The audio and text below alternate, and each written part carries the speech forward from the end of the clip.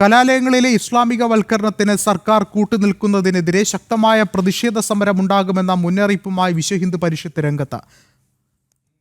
വാർത്തകളിലേക്ക്.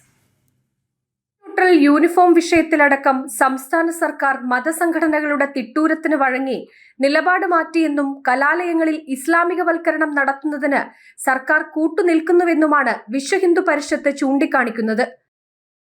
കേരളത്തിലെ വിദ്യാഭ്യാസ ചട്ടം KER ആണുള്ളത്.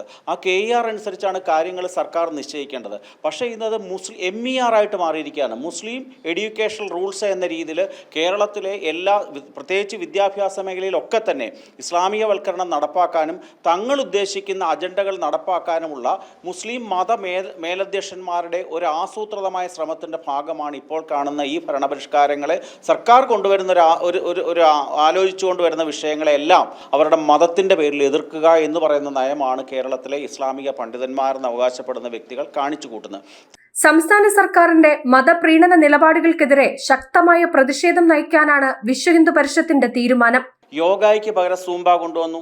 ആൺകുട്ടികളും പെൺകുട്ടികളും ഒരേ വേഷമിടണമെന്ന് സർക്കാർ പറയുമ്പോൾ അതൊക്കില്ല, ഞങ്ങളുടെ പെൺകുട്ടികൾക്ക് മുസ്ലിം വസ്ത്രധാരണം മാത്രം മതി എന്ന രീതിയിൽ അതിനെ എതിർക്കുന്നു.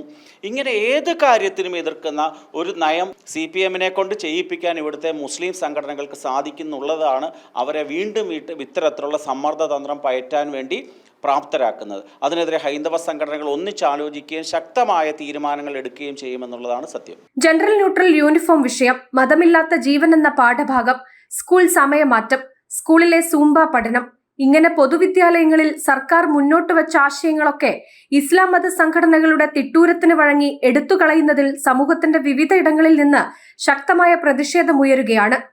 ജനം, കോഴിക്കോട്.